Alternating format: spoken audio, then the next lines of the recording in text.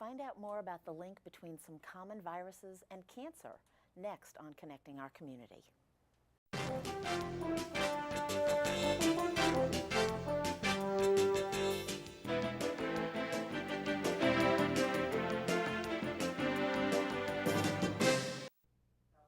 Hi, I'm Pat Shoemaker, and welcome to Connecting Our Community.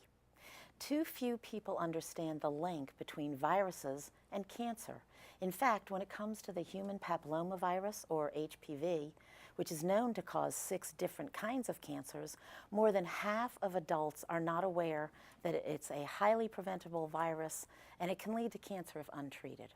Our guests tonight are Lisa Hanna, the Managing Director of External Affairs for the Prevent Cancer Foundation, and joining her is Dr. Susan Pankratz, the Clinical Director and Family Physician with the McCarrick Center Medical Clinic, Catholic Charities of DC. Welcome to both of you. First of all, this is something that I had never heard of, that viruses can lead to cancer. That seems astounding to me. So what is the Prevent Cancer Foundation? What is that? Yeah, well, first, thank you so much for having us on. This is a really exciting opportunity to really talk about this because, like you just said, so many people don't know that this is the case. The Prevent Cancer Foundation has been around for over 30 years. We're the only U.S. nonprofit that is solely dedicated to prevention and early screening, where so many other cancer foundations focus on what happens when a patient has cancer. We focus, like I said, just solely on prevention and screening. We dedicate millions and millions of dollars to research and education, advocacy and outreach into our local communities around the country. And we partner with lots of local organizations like Dr. Pankratz's clinic, and thank you. We've been working with her clinic for 30 years, I think, and so it's been a great honor to work with her, and so that's really what the Prevent Cancer Foundation does. And so, yeah, it's a really exciting place to be, and particularly when there are so many cancers that are preventable, when it comes to just getting that early screening, getting treated for it early. When you're talking about these kinds of viruses, we aim to stop cancer before it starts. Yeah. And Dr. Pankratz, just to ask, if people have known about this for 30 years as your foundation has been in existence, why is this the first time that I'm hearing about it, and almost half of the adults in the United States, and I would presume in other countries as well? Why isn't this more widely known, and why hasn't anything happened in 30 years? Well, in fact, we are doing a lot to prevent cancer through prevention of viruses that can cause cancer. But we're learning more and more all the time. And some of the things that we can do to prevent viral infections that lead to cancer are things that we've just been able to do in the last decade or two. So it's fairly new, and as we learn more, our goal is to prevent cancer. And if we know that a virus leads to cancer and we can prevent the viral infection, then we can go a long way towards preventing the cancer as well. Yeah. So I mentioned in the beginning about the HPV. I think that that's something that's gotten a lot of attention because of the vaccine that they want to give to young girls and boys. Is that something that has come about because of your association, because of your foundation? Well, I think the vaccine has been around for a while now. It's widely talked about. However, I think not a lot of people, as we just discussed, know about the link between the HPV virus and the fact that it can lead to cancer, cervical cancer, and a number of other cancers. We at the foundation launched a program a couple of years ago called Think About the Link. This is an educational campaign that is going now across the country to educate people, as well as the general public, physicians, parents, about the links between particular viruses like HPV, also hepatitis B and hepatitis C, and the links between these viruses and cancer. With HPV, like I said, it's cervical cancer and a number of other cancers, but with hepatitis B and hepatitis C, it's liver cancer.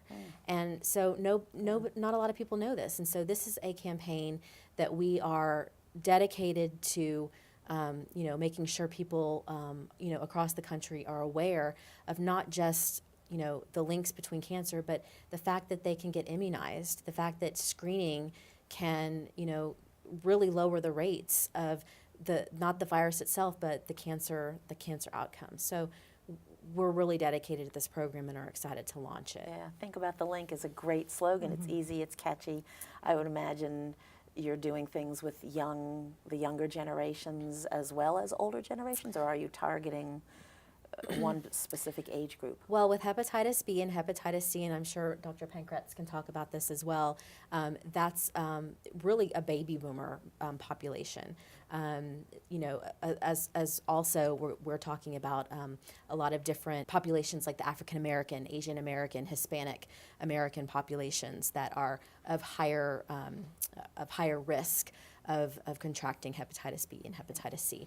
That being said, HPV is something that you hear about a lot in the younger population, but you can have HPV without even knowing it.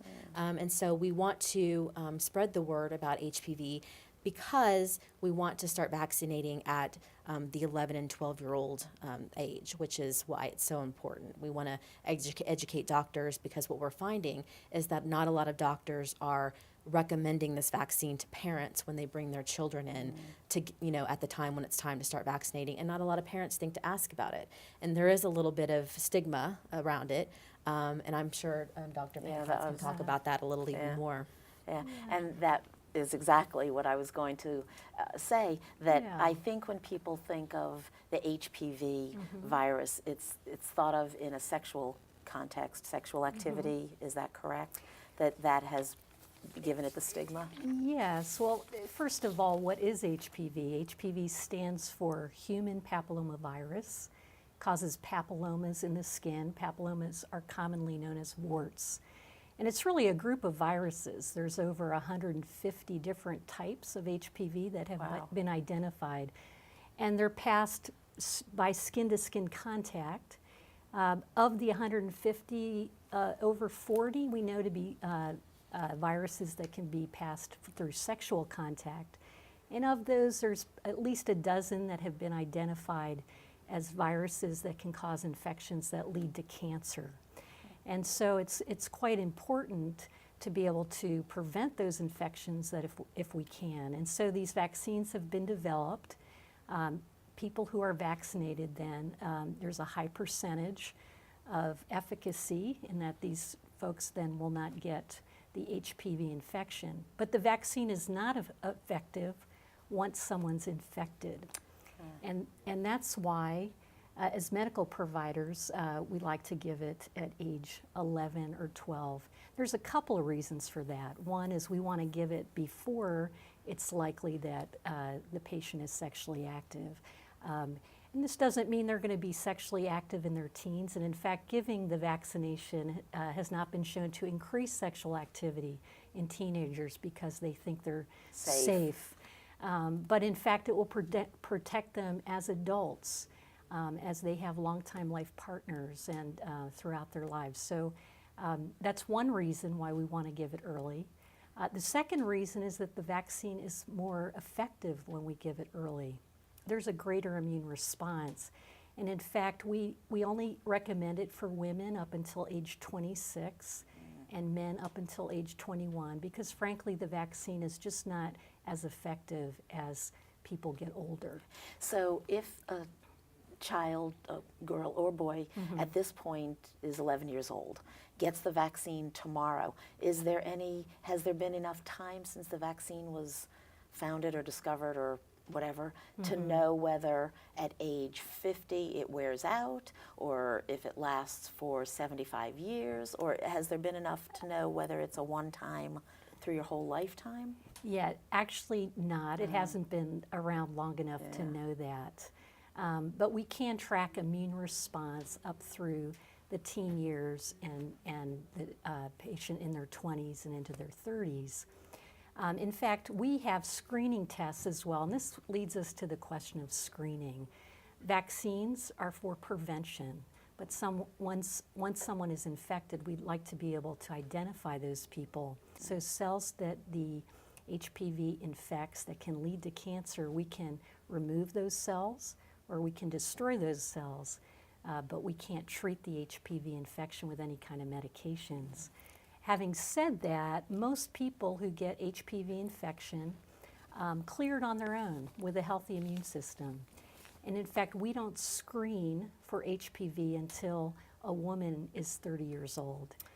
Because they may get it in their 20s and be able to get rid of it just through their own immune system without any help. And so we don't even screen for HPV in women until age 30. So if, for example, a young girl gets HPV in their teens or whatever, at what point do you then screen for cancer-related signs? Because I'm thinking if it clears up on its own, is there any residue that could lead to a possibility of cancer in the future that you'd want to That's a good question. And so what we do in screening, starting at age 21, is we do what's called a Pap test.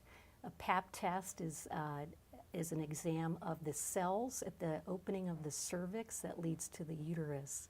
We can look at those cells and get an idea if there's any early changes that may lead to cancer in the future. Now, many of those changes may have been caused by an HPV infection, especially in those young women who haven't been vaccinated. But if they have abnormal cells, we can remove those cells, or we can destroy those cells so that they don't lead to cancer.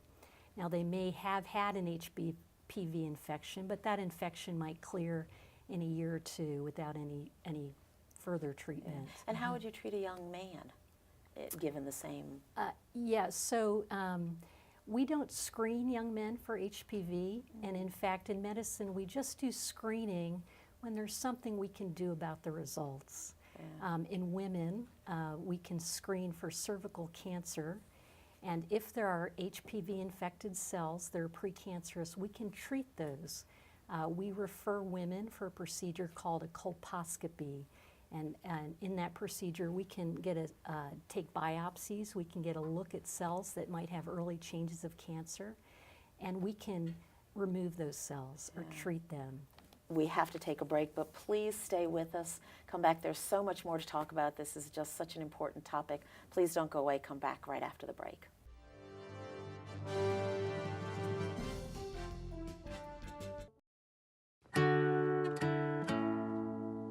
I'm Alejandro Escobedo.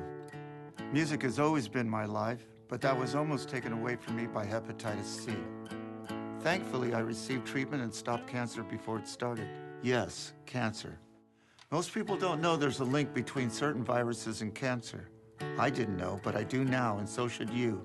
That's why I've partnered with the Prevent Cancer Foundation. The 3 most common viruses linked to cancer are human papillomavirus, or HPV, hepatitis B, and hepatitis C. Every year, more than 27,000 men and women are diagnosed with a cancer caused by HPV, and up to 65% of all liver cancers are caused by Hep B or C. These cancers are preventable. Getting screened, vaccinated, and treated isn't scary, but cancer is. For more information, visit thinkaboutthelink.org. Together, we can stop cancer before it starts. Hi, and welcome back to Connecting Our Community. We're speaking with Lisa Hanna, the Managing Director of External Affairs for the Prevent Cancer Foundation, and Dr. Susan Pankratz, who is the Clinical Director and Family Physician with the McCarrick Center Medical Clinic Catholic Charities of DC. And during the break, we hope that everyone stayed tuned to the public service announcement, which was from your Prevent Cancer Foundation about hepatitis. It is. That's actually one of the national PSAs we just launched, which is part of our Think About the Link campaign. And that particular PSA is with one of our spokespeople, Alejandro Escobedo, who is a Mexican-American singer-songwriter. A lot of people may know who he is. And he's certainly important because he suffered a very public battle with hepatitis C. He had it for a number of years. And back when he was first diagnosed with hepatitis C, not a lot was known about the virus. In fact, he tells a story about how one of his doctors told him if he drank more Gatorade, he would feel better. So it wasn't until I think 2004 he was playing in one of his concerts in Arizona, and he collapsed on stage. And by the time he got to the hospital, he had major cirrhosis of the liver, and he almost died. Oh my goodness. And so he is Hep C cured right now today.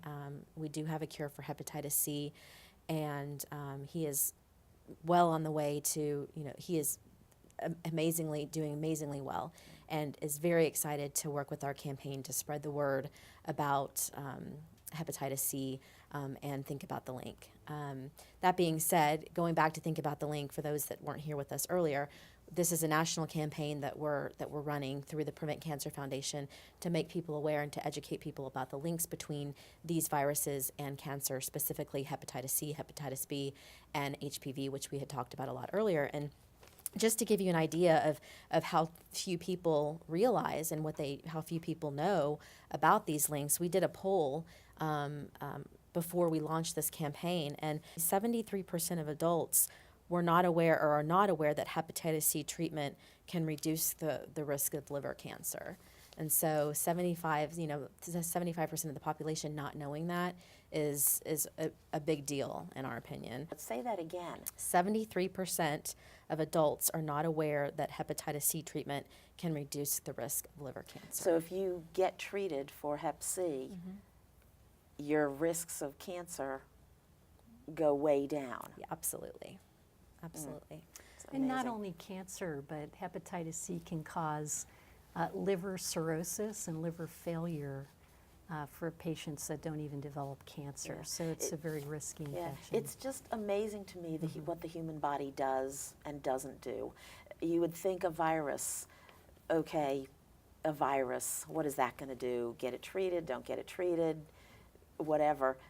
But the fact that it has long-term effects or such severe effects, you just, honestly, I would never think about the link Right. to that because And that's why we want just- people to go get screened, because while we don't have an immunization for hepatitis C, we do have one for hepatitis B.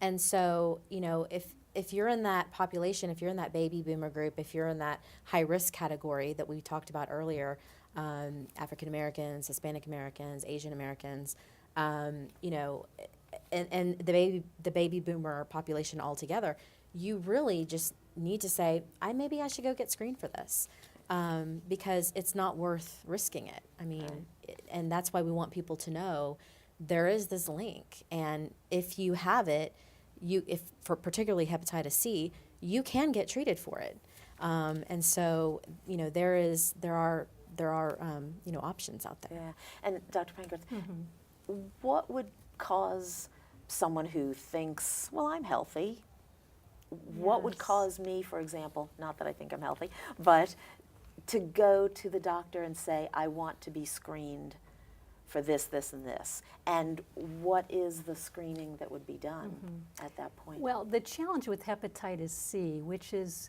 the most common chronic bloodborne pathogen that we see, is that it's not always symptomatic when someone gets it. With hepatitis B, an acute illness is more common. Someone feels like they have the flu, they might get yellowish skin, which we call jaundice, and they may know that they're sick and they've had hepatitis and may know to go to the doctor. Hepatitis C is different. It's often asymptomatic, and people can have it for decades and not know that they have it. We estimate that there's over 3 million adults in the U.S. that have hepatitis C, and most of those cases are unknown. And so who should get screened? Well, there is a high-risk group of people. For example, it's very, very common in people who use injection drugs and the sexual partners of those who use injection drugs. Probably over 50% of that population will be hepatitis C positive. Also, people who have multiple sexual partners, particularly men who have sex with other men, are at high risk for hepatitis C.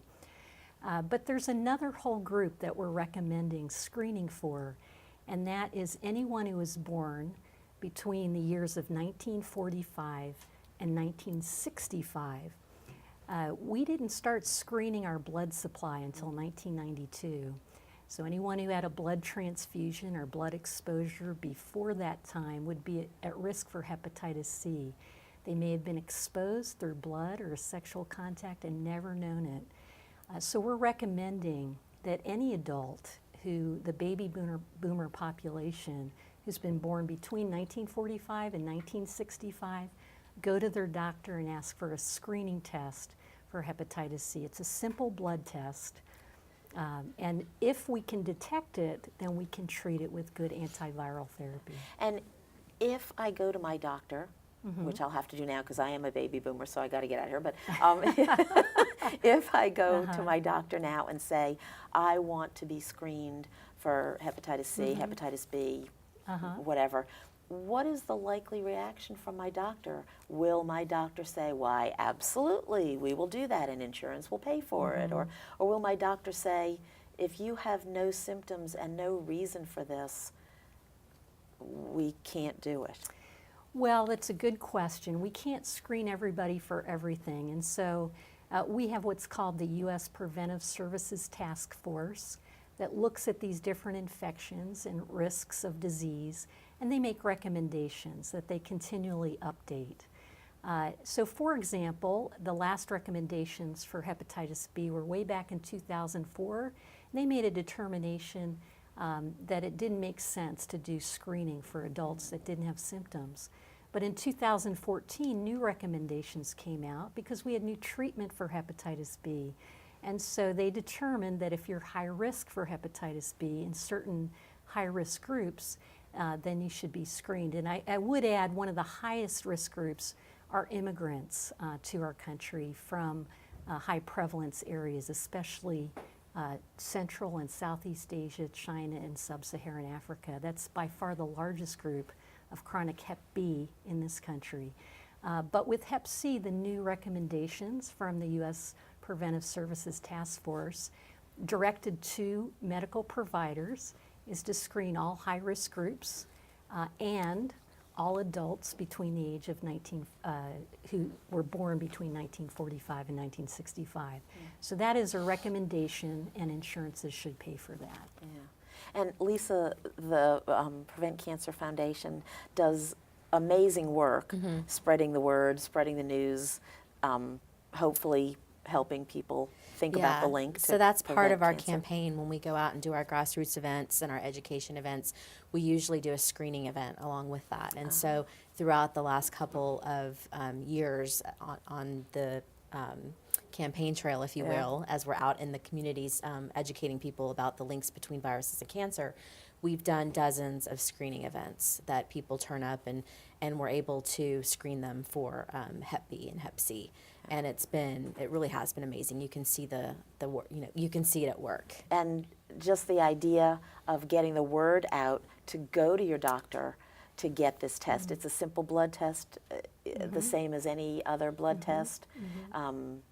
Instant results, 2 weeks? No, not within a day or two. And then there's confirmatory results. So in the case of Hep B, we look for an antigen to the bacteria that will be positive in people with chronic infection, and then do a confirmatory test. And then we'll test to see what the viral load, the amount of virus in the bloodstream is. And we use that to monitor treatment. In hepatitis C, we check for an antibody to hepatitis C. People who have that antibody, about 80% will have active virus in the bloodstream in chronic infections. So it's something that we can detect with screening and we can treat, and in doing so can avoid liver cirrhosis and liver cancer. Right, and the other cancers as well, cervical, probably ovarian, testicular. Yeah, it's cervical, penile, anal, throat, pharyngeal. Yeah, I mean, it's Oh my who would God. have thought? Who would have thought? I want to thank you both so much for not only being here tonight, but for certainly for trying to spread the word. Think about the link, won't leave my brain.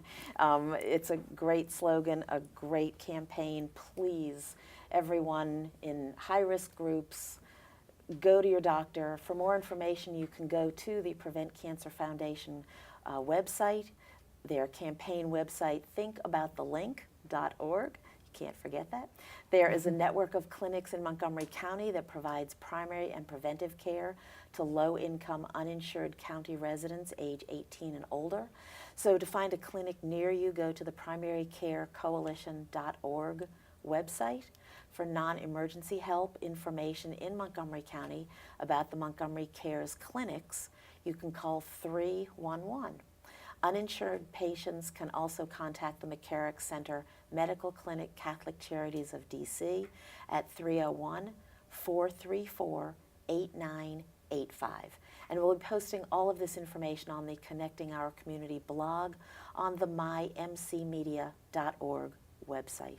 Thank you for joining us. Thank you for joining us. You're welcome. We Thank hope you. to see you next time on Connecting Our Community. And go get screened.